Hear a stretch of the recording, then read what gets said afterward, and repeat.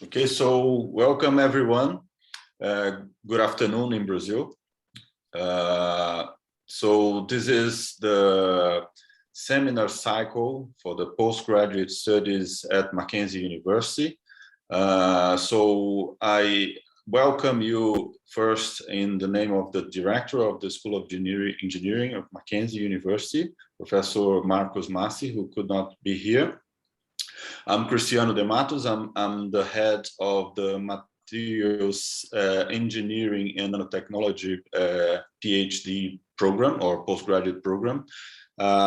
We have here also Professor Lúcia Saito, the head of the Electroengineering and Computing postgraduate program, and also Professor Cecilia Castro Silva, who is a professor with the Materials Engineering and Nanotechnology postgraduate program. This is a cycle of seminars to celebrate the 125 years of the School of Engineering at Mackenzie University. And to celebrate that in great style, we chose to do a seminar cycle that has a high focus on internationalization. So we have a range, we'll have along the semester a range of high-profile scientists and engineers talking to you, mostly directed to the students. The first seminar will be given by Professor Damien Voiry. Professor Cecilia will introduce him in a while. Let me just say these things in Portuguese too, so that we can be all in the same page, and then we'll switch back to English, and then the seminar will be all in English.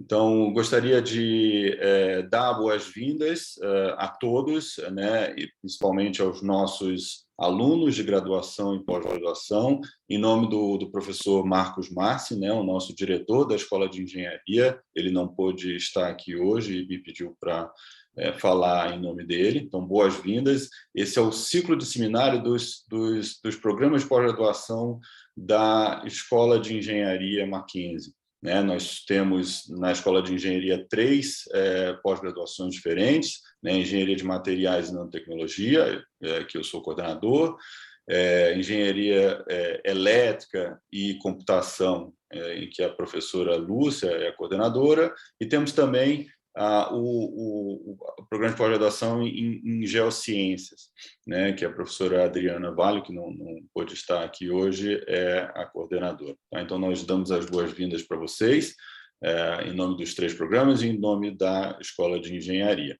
Tá? O nosso palestrante de hoje é o professor Damien Voiry.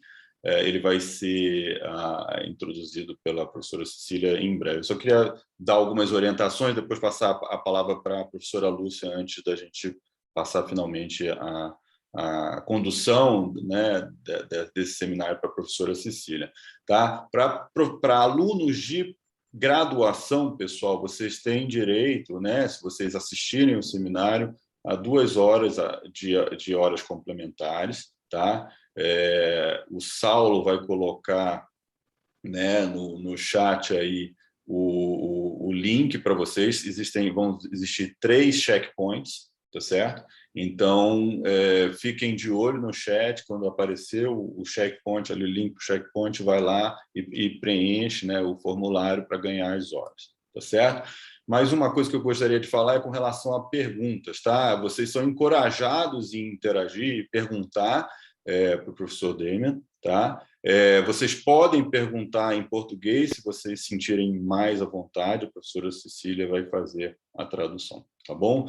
Let me say that in English too. So questions will be... desculpa, deixa eu falar isso em português também. As perguntas vão ser todas pela QIA, tá? Question and Answers, tá bom? So let me switch to English. So you will have the opportunity to make questions to Damien via the Q&A session. Okay, so write down your questions, and after the talk, Professor Cecilia will read your questions. Okay, so let me just pass the word to Professor Lucia Saito so that she can welcome you all.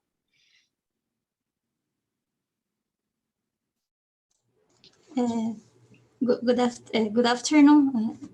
We would like to thank you for the seminar that you will provide here. I think you responded for us so quickly. It's not usually happen. So thank you very much to accept the invitation first. And I would like to thank Cecilia to contact and to suggest this seminar. It's a topic very exciting that we so happy to receive your seminar.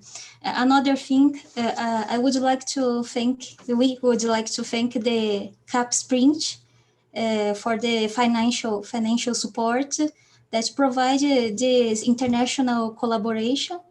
I think it's a great opportunity for all the students and for us in our group. So it's all. Thank you so much. Okay. Cecilia. So good afternoon, everybody. Good night for Damien and other people that watching this from Europe.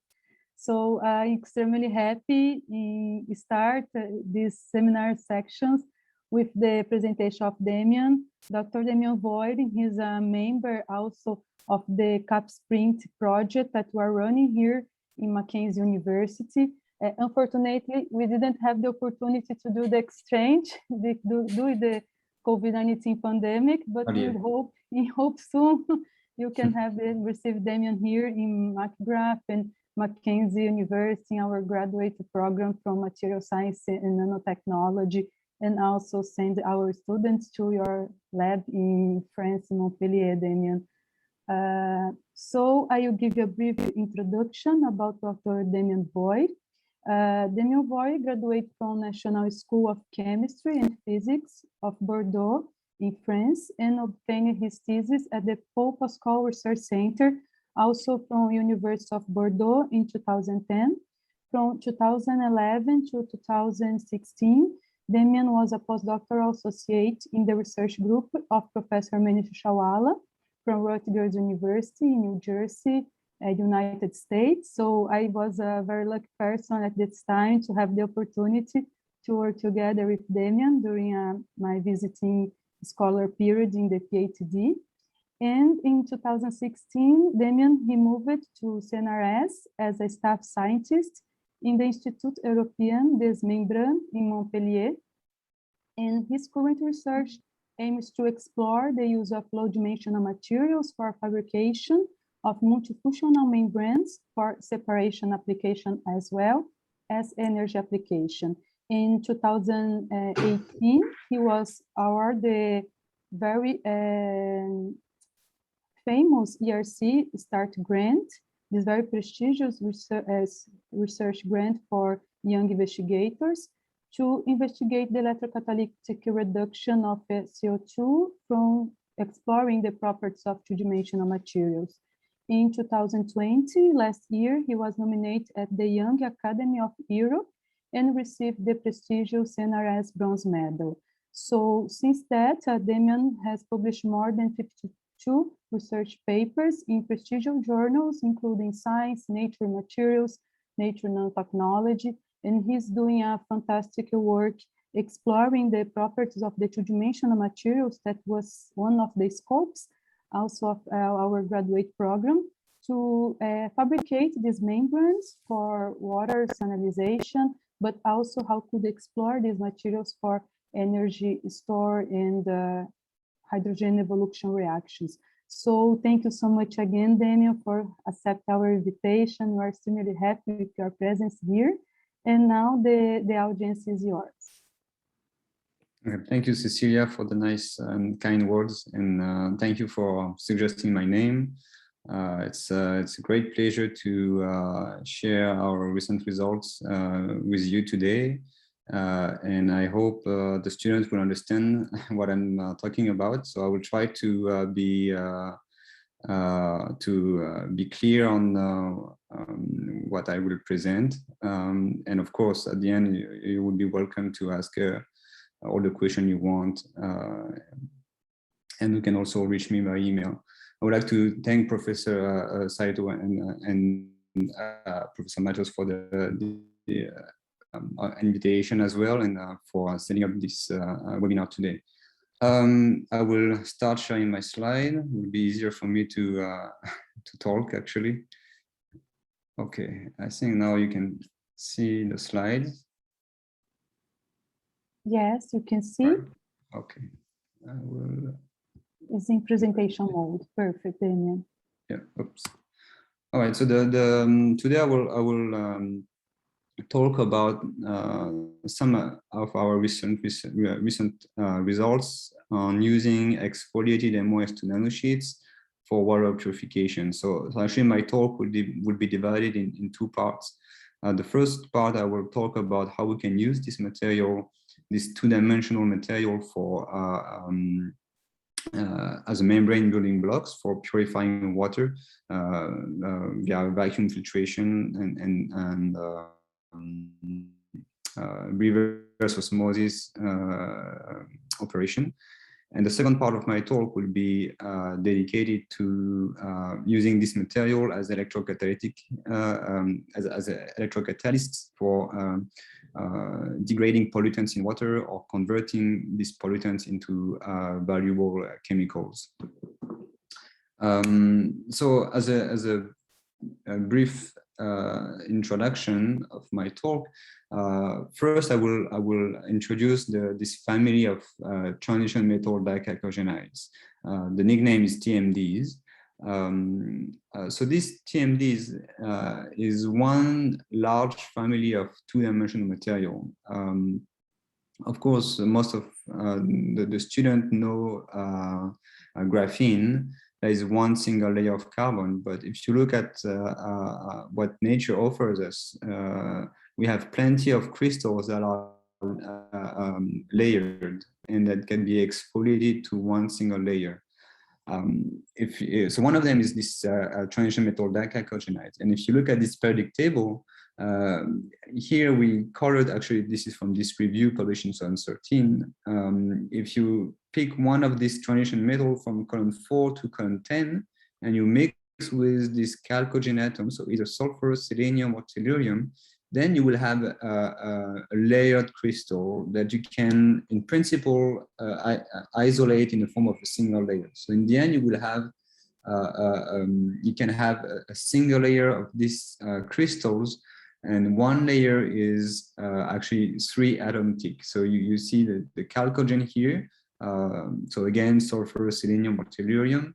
And then the middle, the blue atoms here, is the transition metal. And then you have another layer of chalcogen. So in one single layer, you will have this chemical bond. So it's between ionic and covalent. So this is strong interactions that keep the structure intact when you exfoliate. But between these layers, you have these van der Waals interaction, and then that's how you can exfoliate the crystal to a single layer. Now, what is interesting with these TMDs is that depending on the transition metal that you use, you can have different electron density on the d orbital. So you can see as you move from column 4 to 10, you will increase the electron density, and that gives rise to very different electronic or different magnetic properties for this material. So here you have a family of tens of material, tens of crystal with very different properties. They can be metallic, they can be superconducting, they can be semi-conducting with narrow band gap or large band gap. So you can use them for many different applications in electronics or in electrocatalysis, or in catalysis in general. Now, if we look at the structure, the atomic structure of this material, because there are 3 atoms thick, they can have different stacking. So here I'm talking about the one single layer regime. So if you look at from the side view, you can have either A, B, A stacking. This means that the chalcogen atoms are on top of each other. This is what you have here for MoS2. The thermodynamically stable phase of MoS2 is known as the 2H phase or 1H phase if it's a single layer. So the top view is hexagonal. So that's why the nickname is 1H or 2H. So H stands for hexagonal. So that's the symmetry of the crystal. Of course, from the side view, you have the 3 atoms that constitute one layer of MoS2. Now, if you rotate the top layer of chalcogen relative to the bottom one by 60 degrees, you can have ABC stacking. This is what you see here for TiS2. And the symmetry, of course, is completely different compared to the 2H phase. And the name of this phase is 1T. The T stands for trigonal because that's the symmetry of your crystal. You can also have material that are, or crystals that are spontaneously distorted. This is typically the case of this distorted 1T phase. So one of the best examples is rhenium sulfide, RES2. And you can have different kind of distortion. You can have distortion in the form of a diamond. So this means that the transition metals will cluster in the form of a diamond. You're going to have zigzags, so they will form a zigzag chain on your single layer, or you're going to have I forgot the last one. Yeah, that's the 2 main actually, the zigzag and the diamond shape. Now, because you have a layered material, you can also have different stacking between different successive layers. So you can have either the ABC stacking, ABA stacking. This is known as the 2H phase. So this is the same case as we have in graphite, for example. Or you can have this ABC stacking. This is known as a 3R phase. So you see, contrary to graphene, that is one atom thick, here we have different polytypes or different crystal phase that we can found in these TMDs. So in my group, what we are doing is to use the chemistry to modify this single layer of TMDs. And here's a summary of the different approach that our group, but also the community has tried until now. So it includes functionalization, phase engineering, doping, so you can modify the stoichiometry of your material. You can also make alloying if you have very high amount of heteroatoms. So you can make, for example, MoS2. So it's a mixture of selenium and sulfur atoms. You can apply some strain to do strain engineering that will tune the electronic and also the catalytic properties of these TMDs. Or of course, you can also induce some defects and create some what we call defect engineering on this different TMD materials. So the first example I would like to share with you today is how we use these TMDs, and especially molybdenum disulfide, as a membrane building blocks. So as the first slide would be some background of this field. As you can see, the first, or one of the first work was published in 2012, so it's relatively old field in the general field of two-dimensional material. And this first paper was published by the group of Andrew Gaim at Manchester. where they filtered the exfoliated graphene, actually oxidized graphene, known as graphene oxide, and this nanosheets they filter using vacuum filtration. And they make this kind of paper, microscopic paper in the thickness.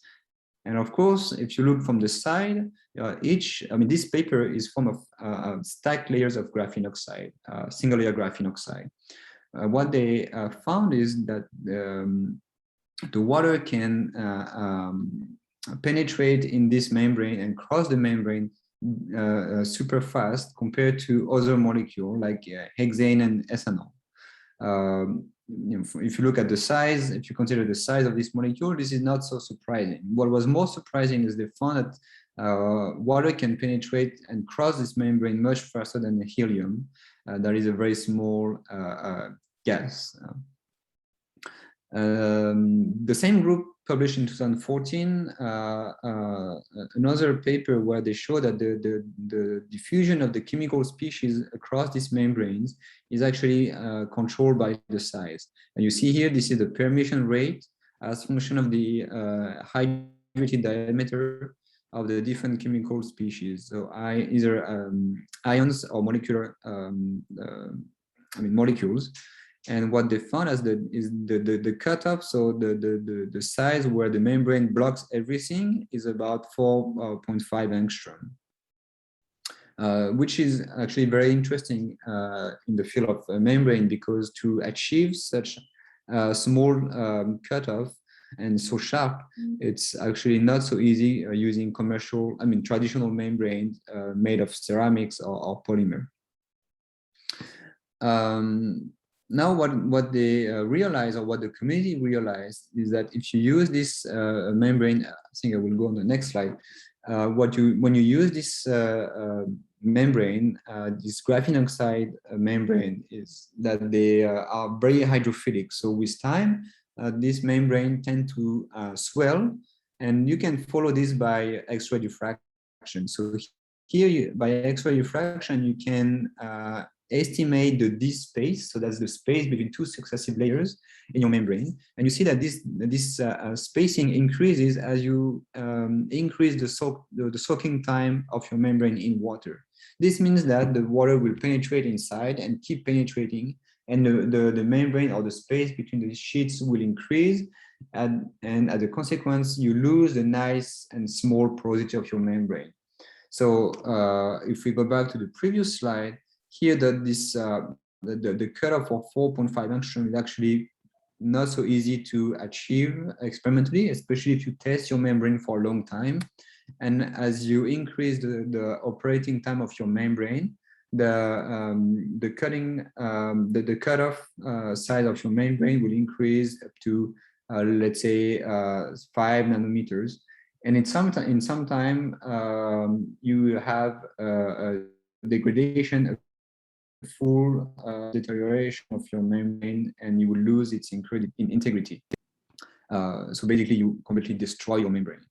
One approach that was reported again by the same group in Manchester in 2017 was to encapsulate this graphene oxide membrane inside epoxy and matrix. So you see here the matrix as a transparent polymer, and the membrane is actually here. So instead of testing the membrane flat, they actually rotate by 90 degrees. So the membrane is actually now vertical, perpendicular to the flux. That changed a little bit, because in this case you can control very precisely the thickness to down to a few nanometers. But here, because you rotate the membrane, the thickness below 1 micron is actually very difficult to achieve. But anyway, in this paper, they showed they were able to keep the D space constant, and they were able to demonstrate very high efficiency for desalination. So this is what people have shown for graphene oxide as an alternative building blocks. People have investigated molybdenum disulfide. And I think one of the first report was published in 2017 by this group in the US. and actually show that MoS2 does not swell in water, which is good. The bad thing is it's actually very difficult to keep the pore open, so keep the space large enough so that the water penetrate inside the membrane. So basically, when the membrane is dried, it's more barrier than the membrane. So facing these two results from graphene oxide and molybdenum disulfide, we came up with the idea to have something in between. So our strategy was to functionalize the MoS2 membrane, or to functionalize the MoS2 nanosheets with organic groups. So as you can see on this schematic, when you, the idea was to functionalize to increase the D space, and so that the space between the nanosheets is large enough so that the molecule, the gas, or the water can penetrate inside. So this actually was the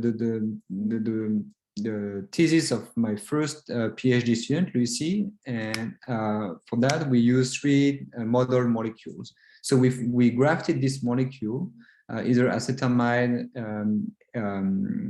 ethyl-2-ol, or methyl on the MoS2 nanosheets, and then we made the membranes. So first, we confirm we can functionalize using, we confirm this functionalization, this covalent functionalization using solid-state NMR of the carbon. And here you have the spectra of the raw molecule, the pristine molecule, the pristine reagent. They are all organohalide reagent. And if you look at the peak here at the lowest ppm, the lowest chemical shift, and if you compare after functionalization, you see that the peak is actually largely shifted. So for example, if we look at iodomethane, this peak here that corresponds to the carbon bonded to the iodine group is actually at a position of -23. And after functionalization, the position is about 34. So this significant shift shows that we change the environment of the carbon, and that is because of the functionalization. So we can confirm this NMR results that we have a covalent grafting of the functional groups on the MoS2 nanosheets.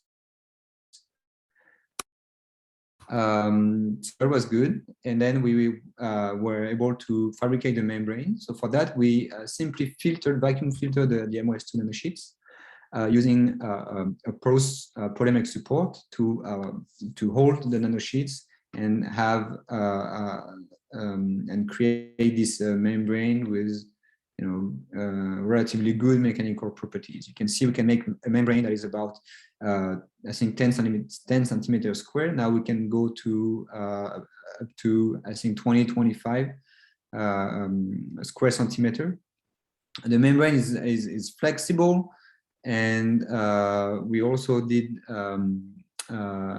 elemental mapping using EDS on the electron microscopy. And you see here the mapping. So here you have the functionalized nanosheets, and then here we map the nitrogen atoms from the amide group, and as well as the molybdenum atoms from the MoS2 nanosheets. So you see we have a pretty good overlap between the two elements, which shows that the functionalization is rather uniform on the nanosheets, which is important for the structure of the membrane.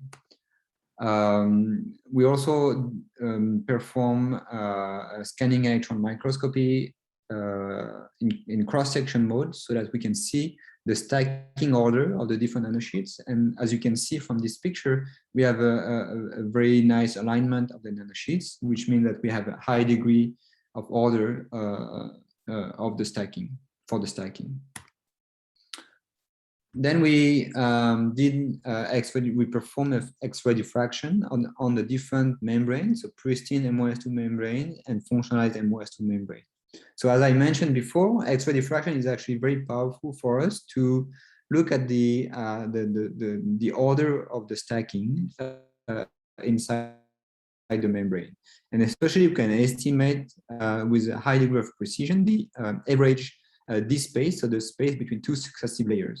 So here, if you look at the blue curve, you see that the diffraction pattern for the MoS2 pristine MoS2 nanosheets. And here we look at the 002 peak.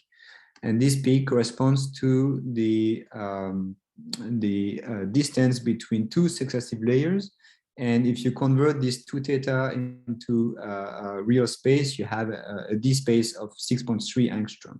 So if you subtract this with the thickness that you have from a natural crystal of MoS2, you have that give you a physical gap between two successive layers of 0.15 angstrom.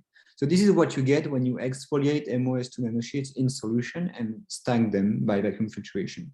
Now, if you look at, if you consider the size of a water molecule, that is about 1.8 angstrom, you see that the space is already not enough to for the water to penetrate inside. But after functionalization, you see that this peak is always shifted towards the lower 2 theta. That corresponds to larger D space. So we can control the D space between the physical gap between the nanosheets from 4.5 angstrom to 5.3 angstrom. And now we can even go further, as I will show you later. We also confirm that these membranes are very stable in water. You see here the swelling percentage after 16 hours soaked in water. You see that the swelling is about 65% for graphene oxide membrane. And in the case of MoS2 or functionalized MoS2, the swelling is much reduced. And actually, what is interesting to note is the swelling is the largest for the ethanol functionalized membrane, which is hydrophilic group. And then we tested the water permeation. So here I would ask you just to look at the solid symbol that corresponds to the water permeance as a function of the thickness. So because it's 2D material, we can prepare a relatively thin membrane. So right now, in this study, we went down to 250 nanometer. Recently we have been able to go down to 100 nanometer in thickness. That corresponds to 50 to 100 nanosheets stacked vertically.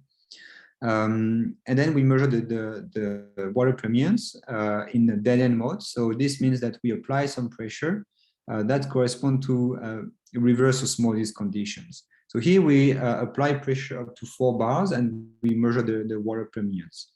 As you see, and this is what you expect, when you increase the thickness, the water flux decreases rapidly with the thickness of the membrane. What I should mention first is that if you look at the permeance, water permeance of all the functionalized membranes, so in orange, black, and green, they always show water permeance. But if you look at the blue curve from MoS2, there's no water flux. So these results show that without functional groups, you cannot have a membrane that is that can operate the water filtration. What is more interesting is that in the case of the methyl groups, the flux is actually preserved, and we increase the thickness up to 4 micron, and we see that the flux is actually relatively constant. So this was very surprising, and we are still working on it to fully understand the mechanism. What we believe now is that we have some defects in the membrane that allows the water to diffuse faster. But at the same time, we have also shown in this paper that the effect of the methyl group is very important. I think I will come back to this later. Now on this slide, I summarized the performance for water purification. So on the left hand side, we have the salt rejection as function of the water permeance for our membrane. So our results are in this star symbol here. And we compare these results with commercial membrane, either ceramic or polymer membrane, as well as to other kind of 2D material, 2D membranes, or mixed 2D, 1D membrane. What you see here is that we have a relatively large flux, much larger than commercial membrane, and we can maintain the salt rejection larger than 70%. So this was one of the best performance at that time for water desalination from two-dimensional based membrane. What is also interesting with this membrane is that they are very efficient for removing micropollutant. And in this case, we have a rejection that is close to 100%. And even for the small molecule, like caffeine, that is about 3.8 angstrom, the rejection is larger than 95%. So these results were quite promising. And to further understand the origin of the water flux inside this membrane, we collaborated with Professor Onofrio from the University of Hong Kong. And he was able to use molecular dynamic simulation to actually estimate the water flux between two nanosheets of MoS2. So on this slide, I'm just showing you the principle of this calculation. He was able to create two cells with two reservoirs separated with these two MoS2 nanosheets. So in the center, we can control the space between these two nanosheets, and we can count with time how many molecules cross the middle of this pore. So here I'm showing you the results for pristine MoS2 membrane, so non-functionalized, as function of the D space, so as function of the space between the two nanosheets here. As you expect, as you increase the D space, the number of water crossing the middle of the cell increases. And actually, we observe a power of 3 relationship between the water flux and the D space. That's in agreement actually with the classical equation from Poiseuille in the nanofluidic or microfluidic equation. And then we changed the pristine MoS2 for functionalized MoS2, and we performed the same calculation, but here as a constant D space, so that we can fairly compare the water flux between the different membranes. And what the results show is that the methyl groups actually exhibit the largest flux, and we can have the same. I mean, qualitatively, at least we have the same tendency as we have observed experimentally. So the highest flux is for methyl, and then ethanol, and then acetamide. Here we have some flux for MoS2 because we have a large D space compared to what we have experimentally. To further understand the origin of the enhancement of the flux in the case of the methyl groups, here we looked at the speed of the water molecules inside this 2D capillary. So here on this map, you have the Z. I mean, the color is coming from the speed of the water molecule in the X direction. So inside the pore, as function of the Z direction. So the Z is parallel to the pore, to the capillary. So here on the left side, you have the pristine non-functionalized membrane, and on the right side, you have the map for the methyl functionalized membrane. As you can see, we have some region here that exhibit larger speed, as shown in red. And those regions actually correspond to the sulfur functionalized with the carbon, with the methyl groups. So what we believe from these results is that when you have methyl groups, it suppresses all the electrostatic interaction between the polar sulfur atoms from MoS2 and the water molecules. So here we have, we believe that the methyl groups actually kind of screen this interaction and allow the water to slide on the surface, on this hydrophobic surface that comes from these methyl groups. So, so after these first results, I mean, my PhD student Wensen further expanded the types of molecule we can graft. So you see here we can graft many different molecules either aromatic molecule like phenyl groups using a diazonium reagent, or this alkyl chain as we've demonstrated before. So we can control the D space, and also we can have a still limited swelling of the membrane. As you can see here, the time actually is the soaking time in water. And we have also improved the filtration methods, and now you see that we can make membrane up to 25 centimeters square with a very high degree of stacking. We see here that we have no cavities or microscopic cavities, at least, that we can detect from the electron microscopy measurements. What is interesting here is actually it's not the latest results. And, I hope next time I will show you the full study. But here we can show that the water permeation, and here the ionic permeation, is very controlled by the D space, so by the space we have between the nanosheets. This recent results suggest that the mechanism is more a size-limited diffusion rather than a chemical interaction between the functional groups and the molecule that we want to filter.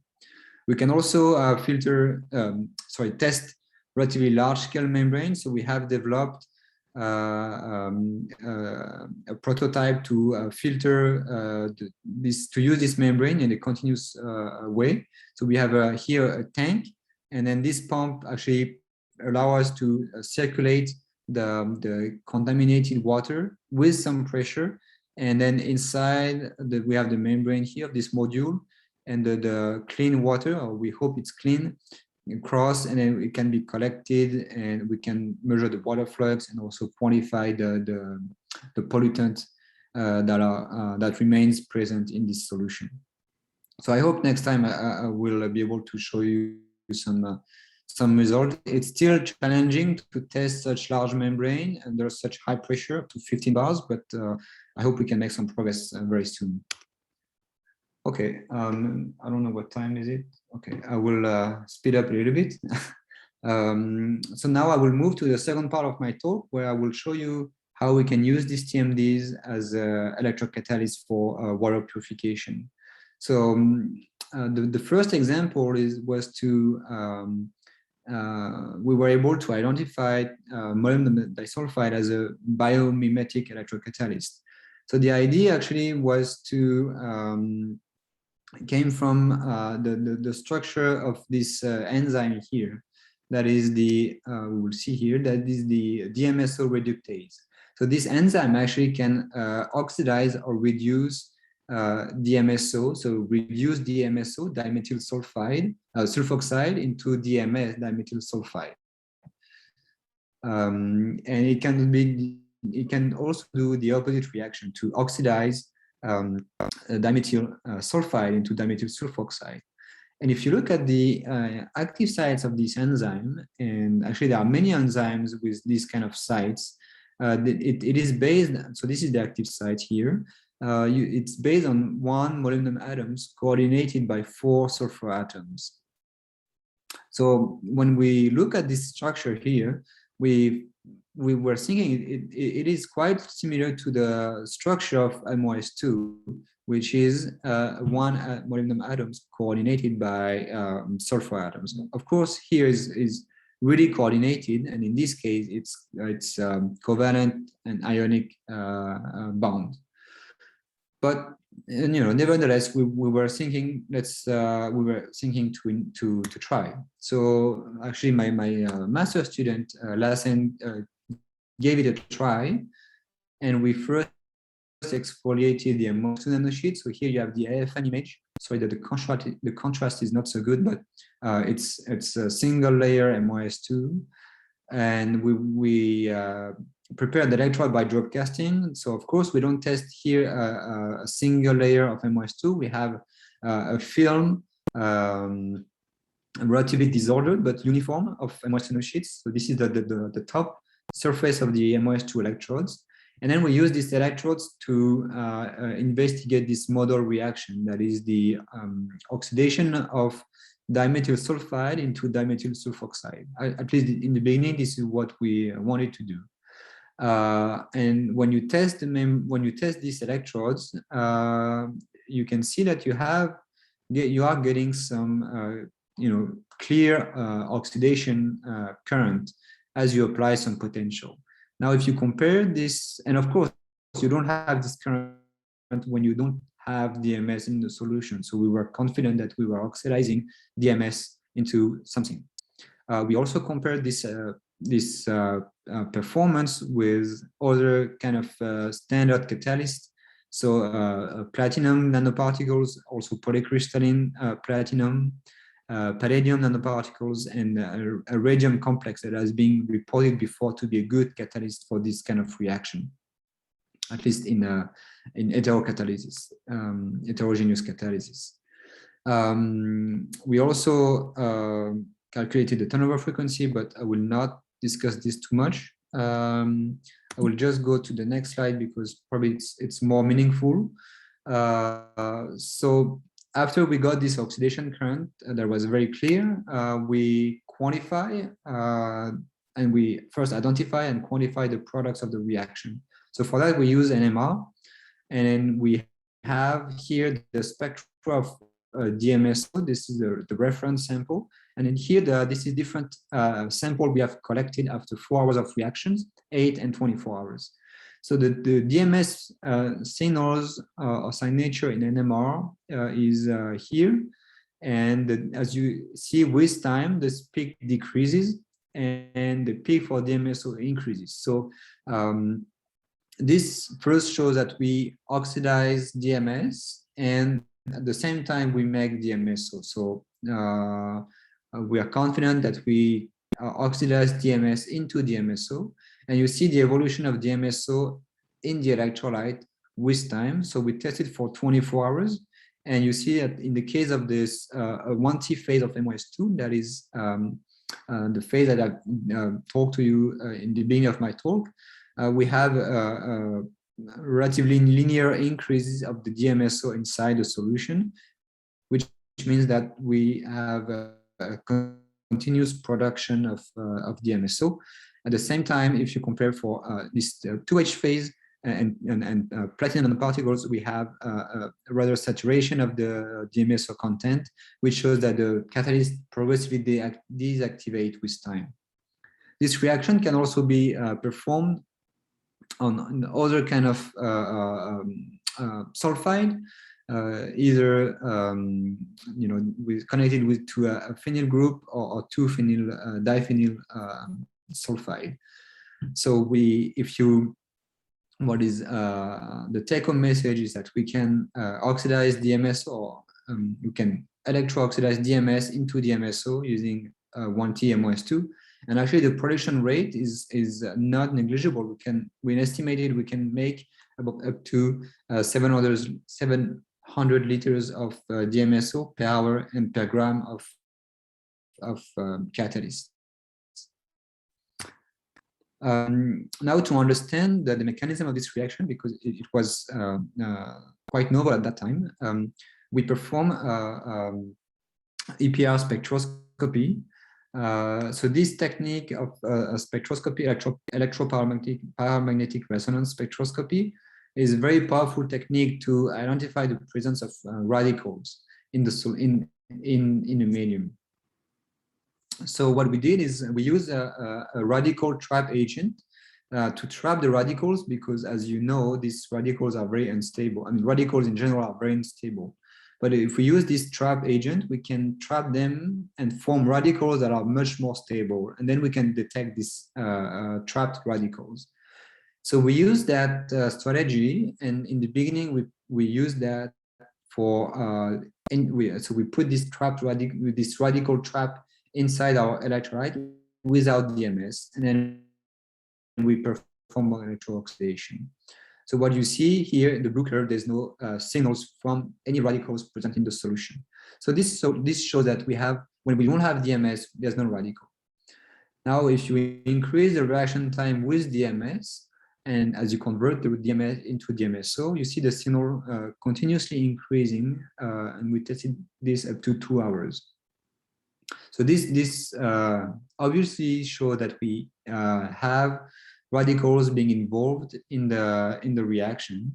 And sorry, what we believe now is that the first oxidation step correspond to the formation of a radical cation. So from the DMS, we form this sulfur radical cation, and then this cation further reacts. So we believe there's a dimerization step, and then this reaction, this radical further react with oxygen present in the electrolyte, because we bubble oxygen in the electrolyte continuously to form this DMS in the end. So of course this is still under debate, and I'll be very happy to have other suggestions from the audience.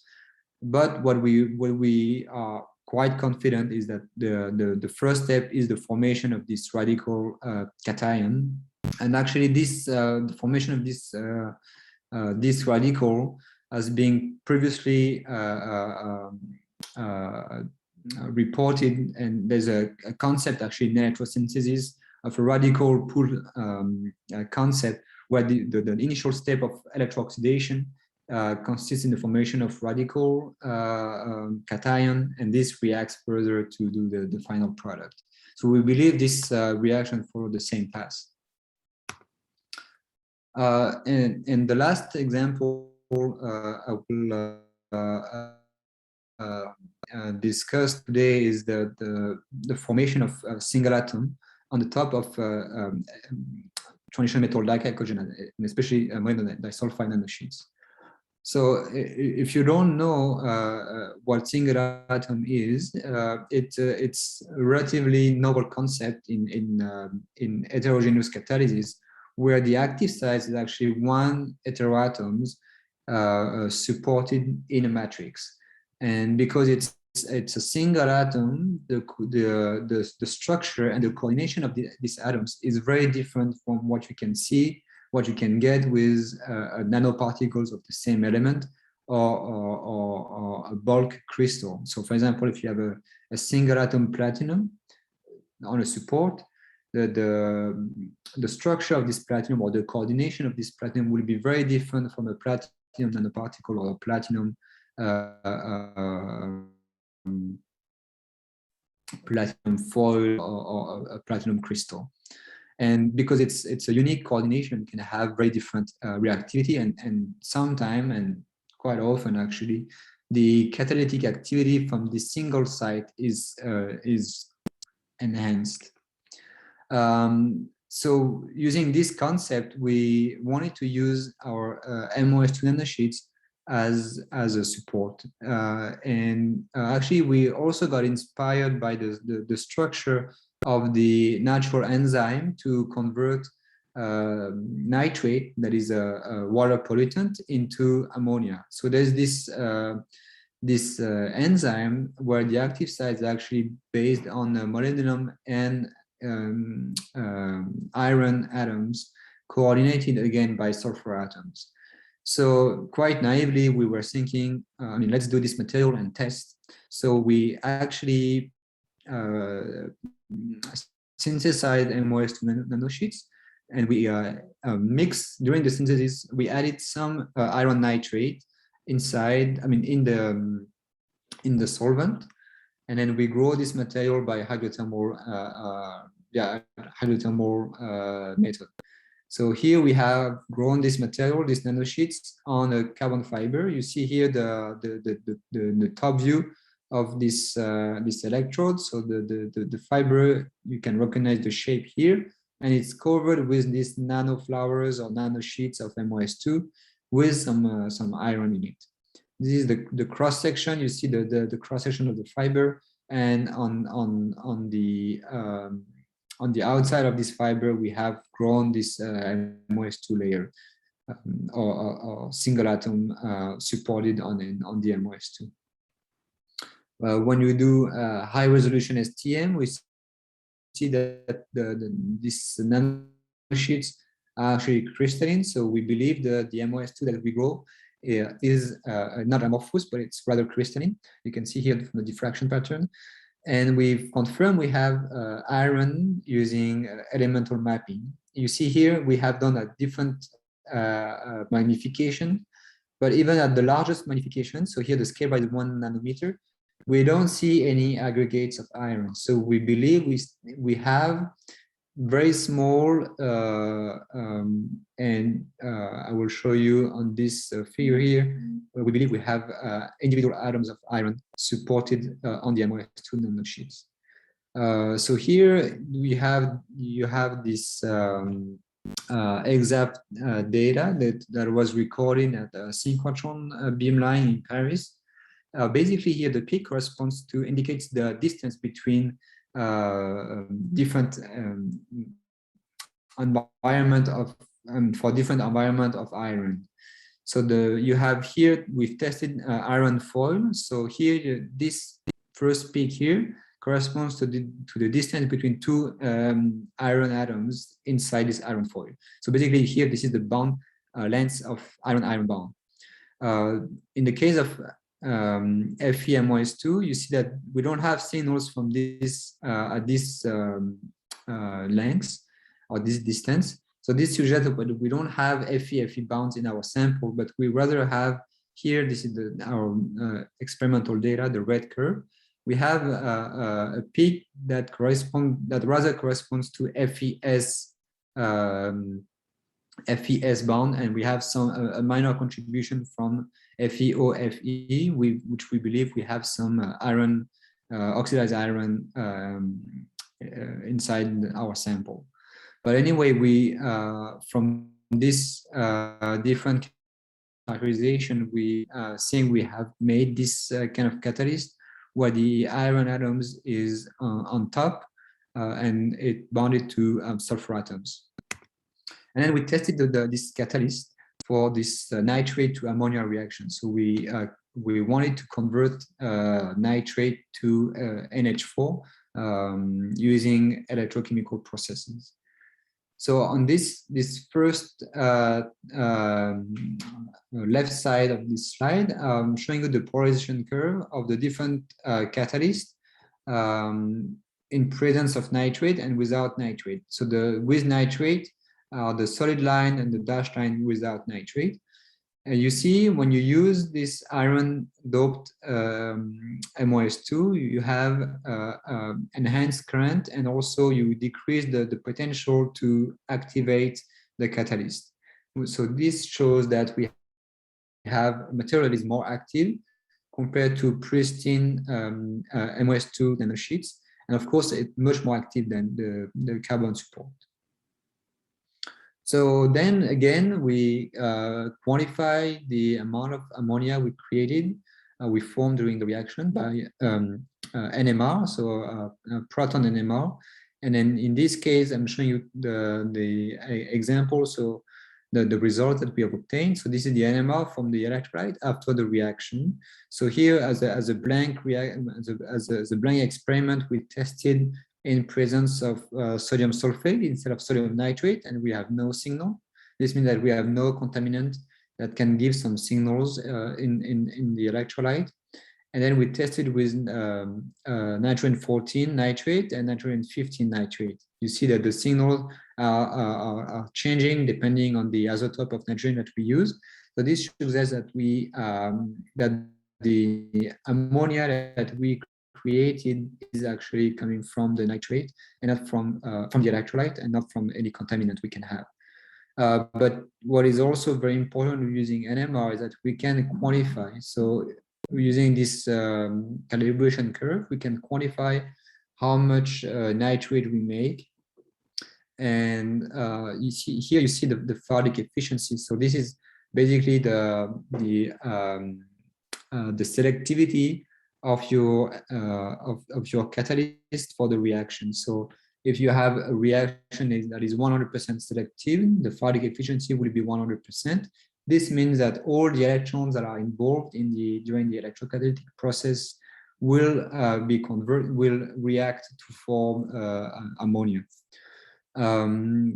as you may know, MoS2 is a very active HER catalyst. So this means that this catalyst, MoS2, is very active to make H2 hydrogen from water.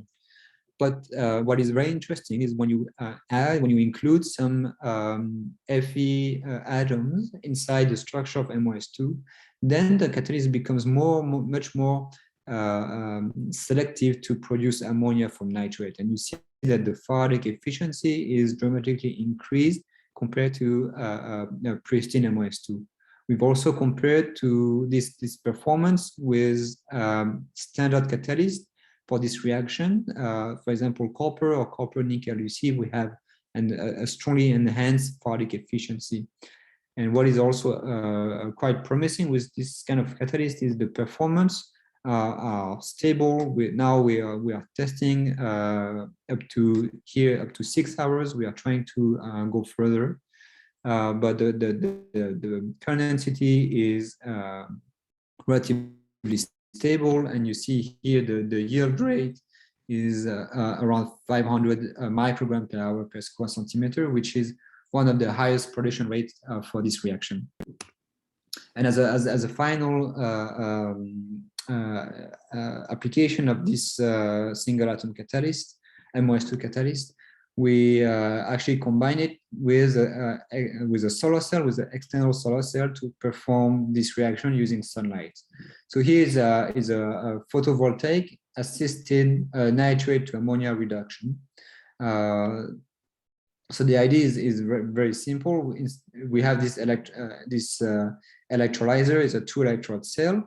We have our catalyst here. It's Fe doped MoS2. And we want to do the reaction using sunlight, and this will be powered by this solar cell. So for that, we use a relatively good solar cell, a triple junction solar cell. You see that the solar cell has, actually it's not written here, but the efficiency of the solar cell is about, no, I think it's here, it's about 29%. So it's a relatively high quality solar cell. And then when you compare the response of your solar cell and the response of your electrolyzer, you see that the intersection here corresponds to the operating point for the solar to ammonia conversion. So theoretically, we can achieve a 3.9 solar to ammonia conversion efficiency. And we actually performed the test by letting the reaction occur for 1 hour, and then we quantify the amount of ammonia we can produce, and this gives us a 3.4 solar to ammonia efficiency, so quite close to the ideal operating point. And that corresponds to a production of 0.3 millimole per hour per square centimeter of electrode. And this actually is the highest performance for this reaction. Actually, it's the highest because it's the first report, but we believe this can be a starting point for this kind of reaction. So the photocatalytic conversion of nitrate to ammonia. Okay, I think it's time to wrap up my presentation. So here today I've shown you through a different example how we can use this MoS2 nanosheets for different applications. Today I've focused on water purification application, but I believe that we have much more application that we can investigate because these 2D material have many different properties. They can be electronically active, optically active. They can be catalytically active. We can process them because we can exfoliate them in solution. So there's a real challenge to have a high quality material in solution, but they have a high aspect ratio. So we can make a porous electrode, for example, or we can use them for as a membrane building blocks. And of course, we can tune them chemically, we can functionalize, we can dope, we can make some defects. So using this material, I believe we can prepare some novel kind of membrane. So this is actually the project I've been hired for at CNRS, and this is what we are currently doing in my group. So before finishing, I would like to thank the different people in my group. So my first PhD student, she's not on the picture because she already graduated, but she actually started this project on 2D based membrane. My postdoc Kunki for the Dmso oxidation work, and also my former master student Lassen for also the Dmso oxidation work, and Gilly for the single atom work to convert nitrate to ammonia. I would like to thank the different collaborators and also the funding agency, and thank you for your attention. So thank you so much, Damien, for the fantastic talk. It's very inspiring, and I think it's very maybe it was too long.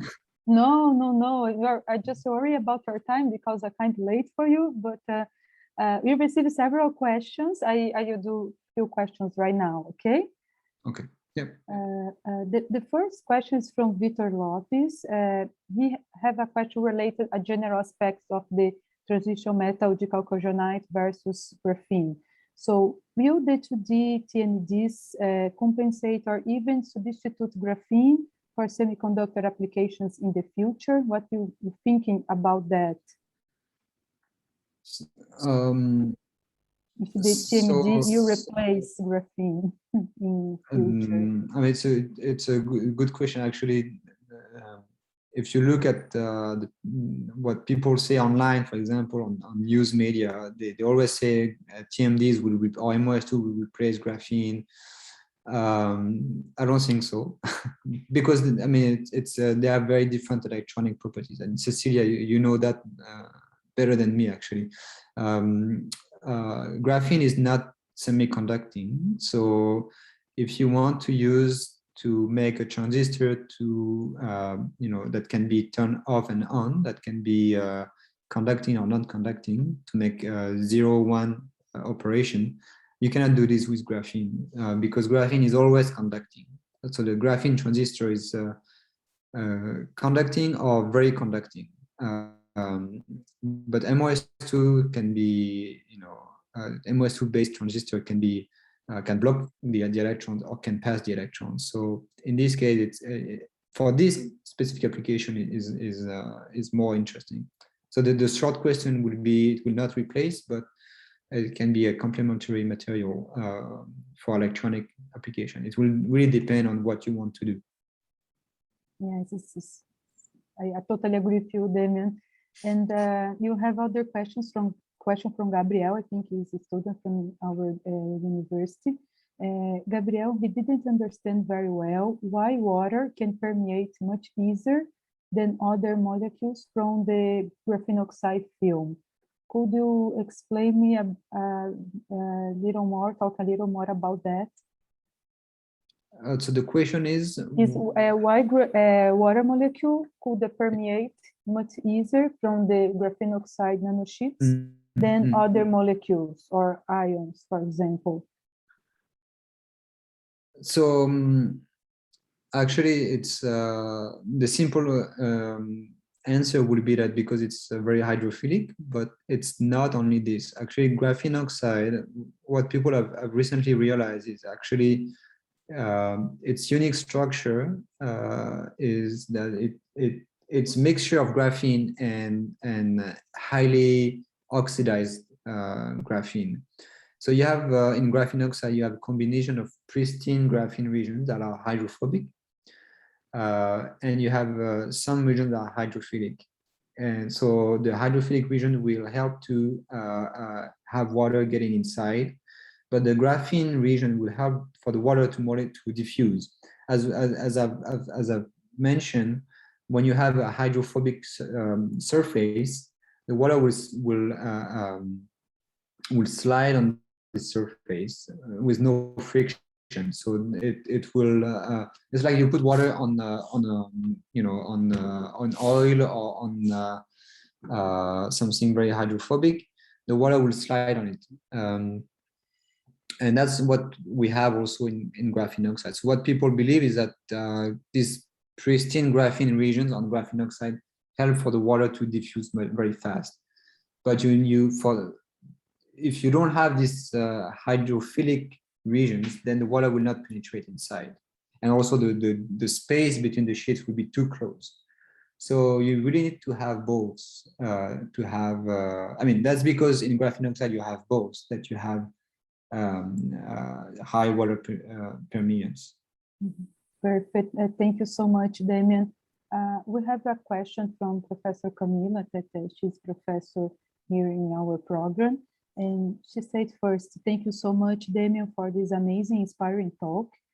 I would like to know what is the effect of the metallic phase on the water performance, in the water permeation. Have you performed some annealing to convert back to 2H phase, the semiconductor, and test the membrane in the same condition? No, we would love to do it, but the problem is because it's functionalized.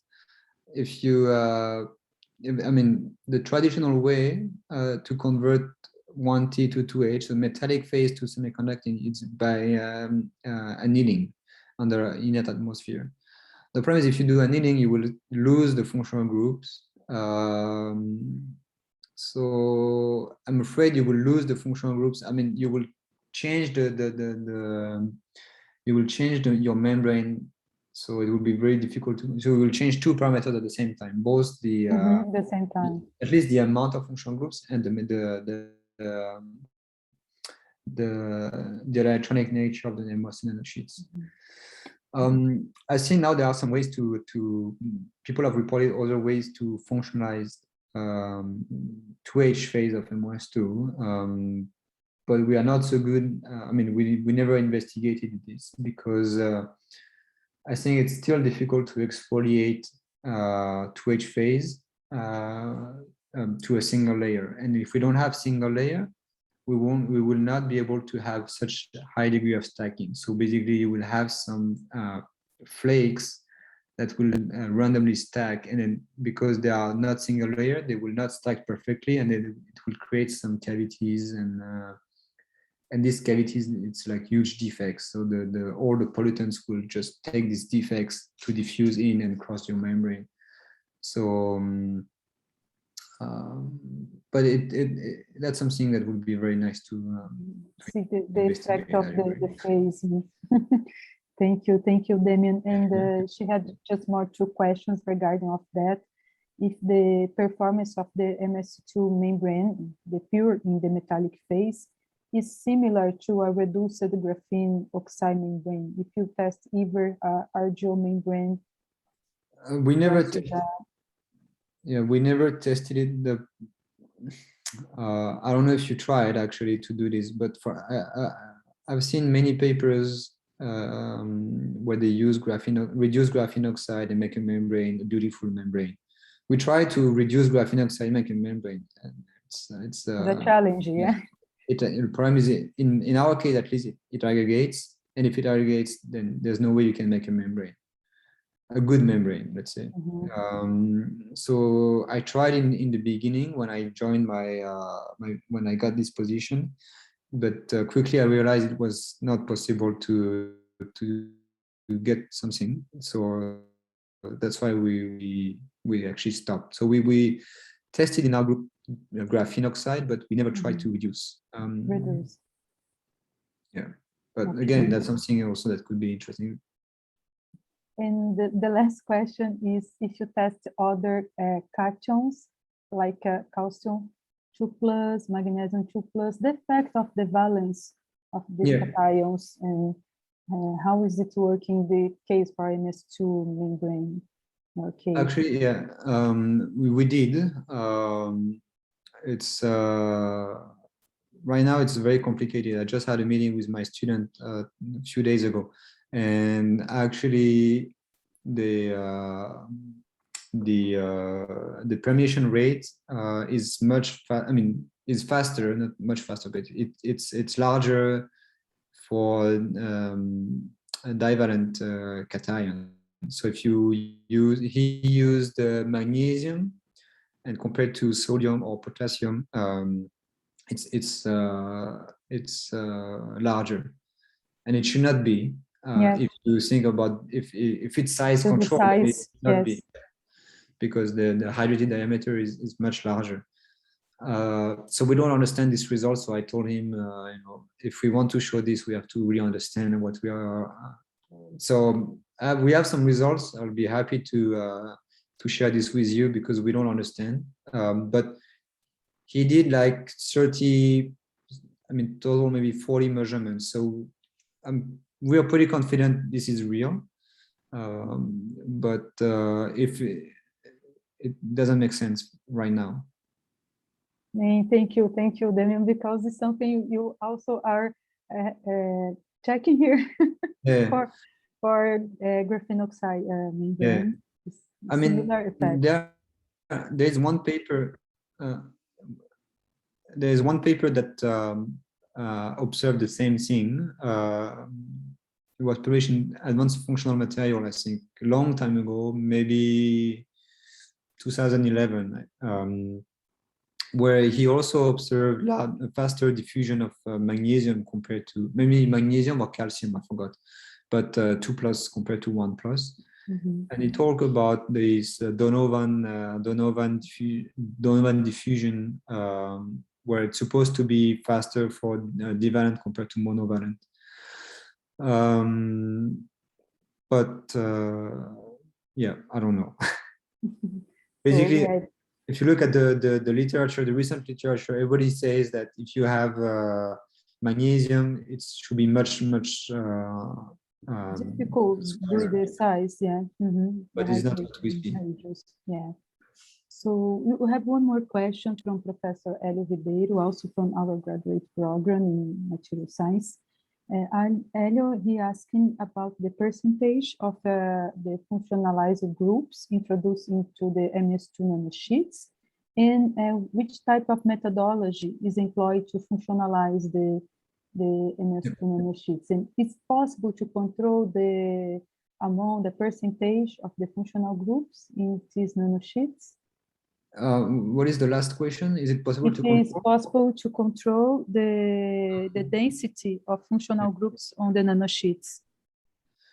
So the first question relative to the stability, actually, it's very. We spend quite a lot of time for that. So in the beginning, we functionalized in water or water ethanol mixture. That was, you know, the first report we've done was using these conditions. The problem is when you functionalize with strongly hydrophobic groups, like material is aggregated. So what we did at that time, we filtered the MoS2 membrane and then we functionalized. But it's not. We believe now it also makes some defects or, you know, disordered in the membrane. But recently, my new PhD student found that it's possible to functionalize in Dmso. And in these conditions, we don't have aggregation. So we can functionalize even diazonium, because diazonium, you know, they are diazonium salts. So if you mix with MoS2, it should aggregate, because MoS2 is negatively charged, diazonium are positively charged. But when you functionalize in Dmso, there's no aggregation. So it's very easy to work with. Of course, Dmso is not so easy to remove, but because we filter and then we wash, we found it's not a big issue actually. So now we can we typically do the functionalization in Dmso and then we filter. Perfect, Damien. But for that, you are using the MoS2 in metallic phase, yeah? Or yeah, not? Always. Yeah, always. Mm-hmm. Well, we don't. I have only one student to work on that, so we cannot explore everything. So we do what we know, and then we try to do something new after. But we didn't try to investigate, you know, to try 2H phase or try to reduce graphene. Of course, that's interesting, but it would be too risky for us to try. And for the second part of the question relative to the density of the Yes. functional groups. I think it's Yes. possible to control, but same, we never tried to control that. Actually, we tried to functionalize with different organohalides. So we tried to functionalize with chlorine-based molecule or bromine-based or iodide-based, because those should be should have should show different reactivity. But it wasn't very successful. But I think if you control the amount of reagent that you put, you should be able to control. Thank you, Damien. And we have one more question for Barbara. First, you say congratulations for your presentation. It was great talk. My question is about the single atoms TMDs. We can use other metals to support MS2 as copper or nickel? Yeah. Thanks for the question. So the question is to change iron for other transition metals. Yes, yes. Yeah, we tried. I didn't have time to show you, but we tried with actually copper, nickel. I think that's all. Maybe cobalt, I'm not sure. But I think it is possible, but the performance were not as good as for the iron functionalized. Sorry, the iron single atom. In terms of performance, the selectivity, so the Photic efficiency was much lower. And yeah, so we understand. I mean, we performed some DFT and we show that the barrier is actually less in the case of the iron-based single atom. Perfect. Thank you so much, Damien. Are you open for Cristiano and Lucia if you do want to say? Make I think there is one more question. One more. I missed it. Sorry. Oh yes, just to have one more for Caroline. She's also a student from our graduate program, and Caroline, she's asking, how is the self-assembly of the MS2 membranes developing? How you are making your MS2 membranes, yeah? And how is the conditions for this MS2 suspension? What kind of a solvent you are using? I think she's curious about how to prepare the MS2 membrane. Yeah, so as I mentioned, the solvent is Dmso. So we functionalized and we prepared this solution of MoS2 in Dmso. So what is very important if you want to make a two-dimensional based membrane is to have single layer in solution and very stable, because if you have aggregates, or if they are not stable, I mean, this means you have aggregates, then you will not be able to have this very nice stacking. And then you will have, that creates some porosity, but large, I mean, relatively large porosity. And if you have a pore size that is larger than 10 nanometer, then you cannot use your membrane for desalination or even for micropollutant removal. So what we realized, it's very important to have single layer nanosheets in solution. And right now we use Dmso as a solvent, or we can also functionalize in water or water ethanol mixture. It really depends on the functional group that you want to use. But Dmso, so far, it worked quite well for all the functional groups. And the first part was about the process to make the membranes. It's very simple. It's by vacuum filtration. So this has been known for maybe 10, 15 years or more.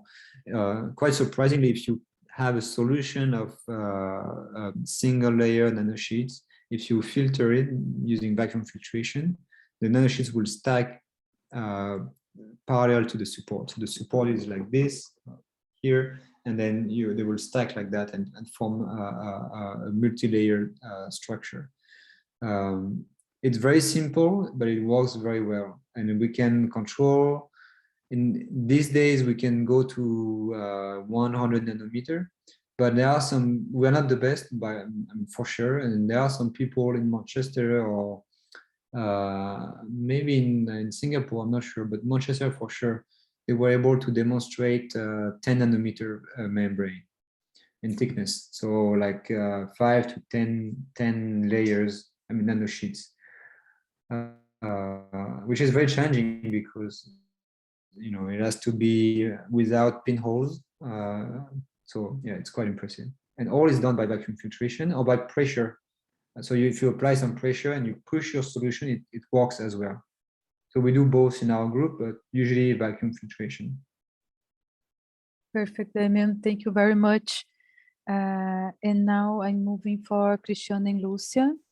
Professor Adriana also is here now. Okay, let me just go first and thank you very much, Damien, for a very, very interesting talk. I'm sure our students enjoyed it very much. We see lots of nice words of thank in the chat box, and thank you very much for everything. And I also would like to thank everyone that has attended the seminar. Okay, so I'll pass the word to Professor Adriana first, so that she can. She wasn't able to be in the beginning of the seminar, but then she joined us, so perhaps she can say a few words in the name of CAGE, the geospatial science program, and then Lucia can wrap up. Okay, thank you, Cristiano. Well, congratulations, Dr. Damien, on a very interesting talk, even though it's very far away from my field of research. And I'm here talking to you as the coordinator, as Cristiano said, of the Geoscience Spatial and Science and Application Program, which we study radio astronomy and geosciences. And we're going to work, like in a rotating subject for the talks. So I guess every 3 weeks we'll have one on our area of research. So, but anyway, I encourage everyone to, of course, attend all of the seminars. So thank you. Lucia? Thank you. Thank you so much. Congratulations for the seminar. It's very kind that you try to explain very carefully. Yes, it's easy to understand your research. And I would like to thank you so much for all the presentation and the questions also. And I would like to thank for all to participate to improve the talk about this team this presentation for all. Thank you so much. Thank you. Okay. Thank you so much again, Damien. Just say thank you for accepting and for being here with us so late to you. Yeah, it was a pleasure. Just would like to say something that is very interesting, because in our graduate program of material science and nanotechnology, we also have a lot of students from the chemistry school with a chemistry background, and Damien, he's a chemist. So it's very nice to see how a chemist can play very well with the material science and bring a lot of things related to our chemistry field, like using NMR for the characterization, a lot of electrochemistry. So it is very nice example about a chemist working in a material science research field. So I think this is very encouraging for our students. Thank you so much again. Thank you, Cecilia. Okay, so I think this is it. Thank you, everyone. And bye-bye. See you in the next seminar in 2 weeks' time. Bye-bye. Have a good night, guys. Thank you. Thank you, everyone. Good class. It was a pleasure. Thank you.